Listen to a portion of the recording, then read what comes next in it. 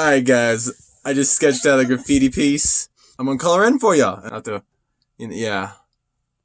Yeah, you'll see it anyway. Why is it like zoom in when I start filming? Oh, it was zoomed in. Okay. Well, I got that figured out. Alright, now we gotta decide on what colors to use. Pow! A trillion different choices actually makes it way harder. It's actually way easier when you just have a couple colors. Yeah, I like that effect. I picked the colors out, and that pink, blue, greens, they pop like pow. We're rolling with that. Ooh, yeah, them dark greens. Sexy dark greens. So here I'm using the dark greens on the outside because I'm like, let's get this fade in. Coming towards lighter greens. Oh, look how I'm coloring that in so beautifully. Well, these markers are nice too. You don't even see the marker marks, you know? It's like everything just kind of, yeah, just kind of boom. So this is a beautiful fade. And I'm keeping it simple because I'm just like, oh.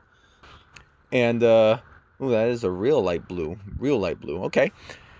And then I decide, okay, here we go. Boom, let's put that pink on there because that's going to make it pop. Oh, that is popping like never before. Like, bam. Maybe I should have done this the other way. The warm colors on top and like the cold colors in the background so that your piece really pops. Here you can see I'm adding some shadows, like, oh, little shadows. It does do a little bit, you know, gives it a little more 3D.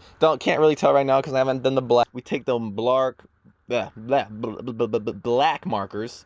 One, a little thinner one. This is where the real fun comes in because that's when your piece kind of comes to life, is when you put that black in and you're like, oh snap, now it's looking real sexy. I do want to try to get better like crazy wild styles, but every time I try crazy wild style, it just gets way too crazy, and then yeah, letter structure goes out the window. You can't even read what the frick it says. Maybe I gotta study knots. Yeah, sometimes those wild styles look like knots, but knots that you can read. And me, it's just knots. I don't know. I'm gonna study some knots. Super thick outer outline right there. Nice. All right, then you gotta add some little deets. Man, these colors are looking good. I don't understand. They should make some pens, like flavored pens, like Willy Wonka's, you know, Willy Wonka's wall, paper wall that you could lick back in the movie. If they made that with pens, so you choose your color, then you pink would be like, that would be some bubblegum pink. The blue would be like, I don't know, that would be like mint blue, like mint. Well, I guess mint would be green, but there'd be bubblegum and mint right there if I lick my piece. Black licorice. Ooh, yeah, white would be cheesecake. Ooh, oh, like pumpkin pie orange. Like all the names of the markers would actually taste like the markers. That would be crazy. It's on black to make it pop some more, basically. It's all about that pop. Graffiti, man, a lot of it is just going with the flow. I mean, most of the times I have no idea what I'm doing. First, for like fills or colors.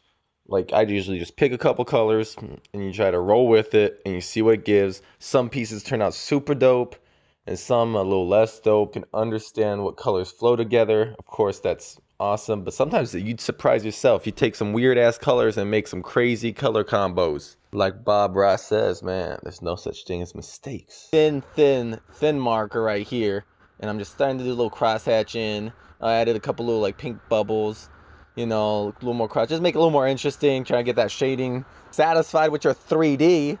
You're like, oh, I was feeling like this piece was looking kind of empty. Because even though I had that nice fade, 3D right now is like more interesting than the actual piece. So I was like, okay, gonna have to add little Mick Bob bubbles and whatever. So that's what I'm doing here, like these little bubble thing. Like, oh, I got all these pens, and just the other day, I'm starting to learn some new pen magic tricks, and it's pretty intensely awesome. Not very good at it yet, but when I will be, I will put a video of me doing a pen magic trick. Pens appear out of nowhere. They disappear out of nowhere. You're like, what? Changing colors. No, I'm kidding. It's just you make a pen disappear. And I had little black dots, some like little black bubbles going through. Now it's looking really complex, you know. You're like, oh snap, well, what's all that? You know, it's like, oh, some stars. Oh, look at that. And then, oh, this is the white is what makes your piece pop. Oh, you guys should let me know if you want to see this piece on the wall. Oh, I don't tell you what I do. I actually do cut this out of the paper with the X-Acto blade. Oh, I added a yellow outer outline to make it really pop. And then I usually find a cool space background or something to glue it on. But here I just found all black worked the best because There's already a lot going on with the colors itself, so made it pop like pow. Love to know what you guys think. Leave a comment. Yeah, and tell me if you want to see more. If you got any questions, hit me up. Yo! I hope you guys enjoy. Subscribe. Yeah, yeah.